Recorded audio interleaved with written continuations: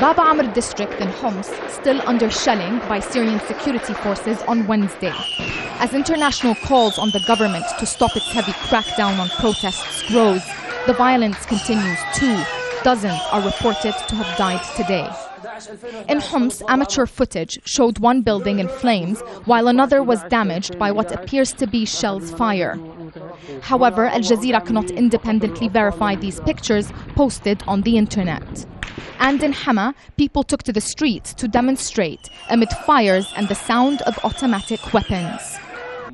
Increasingly, the opposition are taking to arms. Clashes have been erupting between soldiers and army defectors. Many fear the country is sliding towards civil war. These army defectors are fighting for the Free Syrian Army. They say they've created a transitional military council to oust Bashar al-Assad and protect civilians.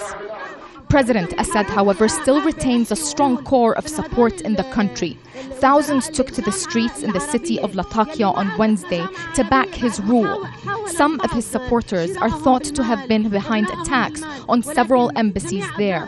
The French have withdrawn their ambassador and are stepping up diplomatic pressure.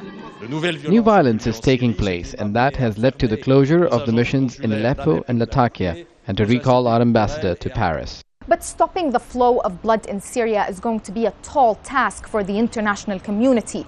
Russia and China continue to support the Syrian government and are likely to use their veto rights to stop any action from being taken against Syria at the United Nations. Nisreen Al-Shamaili, Al Jazeera, Amman.